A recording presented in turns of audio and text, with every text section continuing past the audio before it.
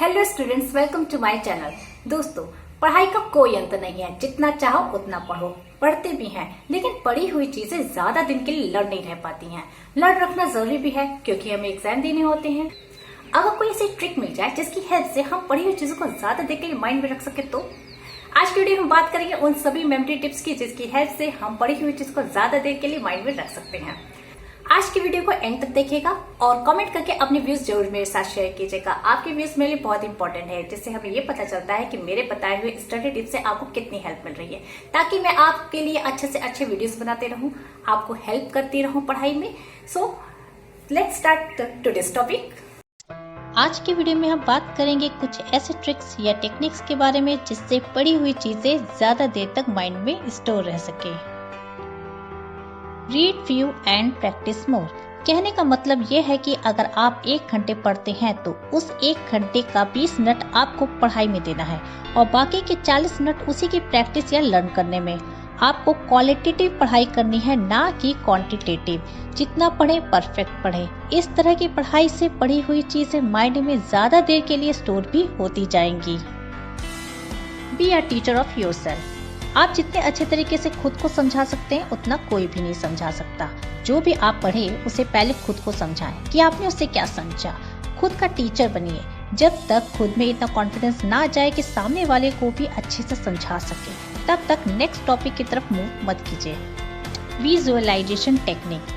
कुछ घटनाएं हमारी लाइफ की ऐसी होती हैं जिसे हम जिंदगी भर याद रखते हैं। वो एक्सपीरियंस हमें भूलता नहीं है, क्योंकि उसकी पिक्चर्स हमारे ब्रेन में छप जाती है।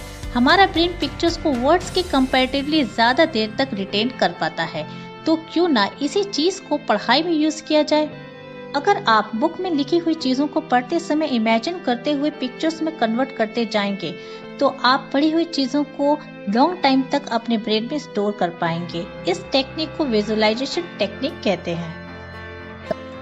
Memory technique. ये बहुत ही कॉमन टेक्निक है और बहुत ही यूजफुल भी। विप क्योर वर्ड से हम सभी परिचित हैं। ये हम सब जानते हैं कि यह रेनबो में पाए जाने वाले 7 कलर्स लर्न कराने की एक टेक्निक है। यह टेक्निक आप अपनी पढ़ाई में कहीं भी यूज कर सकते हैं। आप 7 से भी ज्यादा डिफिकल्ट वर्ड्स लर्न कर सकते हैं इसी टेक्निक को यूज करके। डिस्कशन।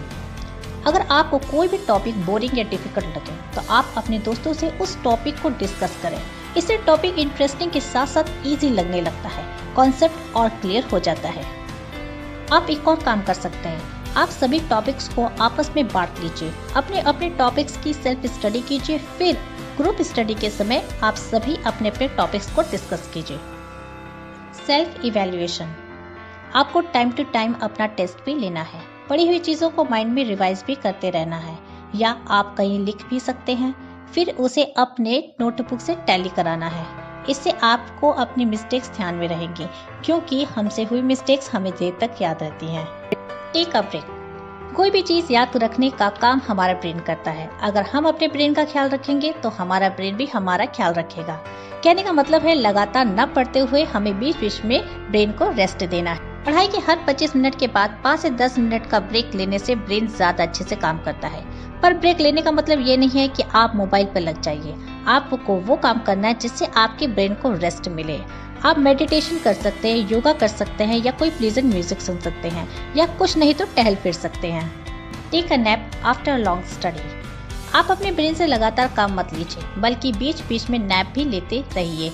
जब भी थकान महसूस करिए, पढ़ाई की टेंशन छोड़कर कुछ देर के लिए सो जाइए। सोने से पढ़ी हुई चीजें हमारे ब्रेन में स्टोर होती हैं और नींद लेने के बाद ब्रेन और एक्टिवली वर्क करता है।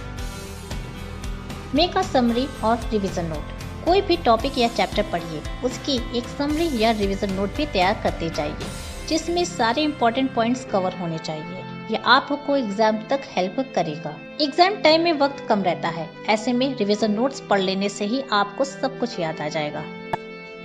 Set time table according to yourself. अपना टाइम टेबल अपने अकॉर्डिंग सेट कीजिए। दूसरों की स्टडी रूटीन को फॉलो करने के बजाय आप उस टाइम को सेलेक्ट कीजिए पढ़ने के लिए जिस टाइम आपका ब्रेन ज्यादा एक्टिव रहता है। सपोज आपका कोई क्लासमेट अर्ली मॉर्निंग स्टडी करता है और अच्छे मार्क्स लाता है। आप ये अच्छे से जानते हैं कि आप अर्ली मॉर्निंग उठ नहीं सकते, तो अर्ली मॉर्निंग स्टडी करना तो दूर की बात है। तो आप लेट नाइट स्टडी ही कीजिए। अपना टाइम टेबल अपने अकॉर्डिंग तैयार कीजिए। Don't copy others. इसे टेंशन के अलावा कुछ नहीं मिलता है।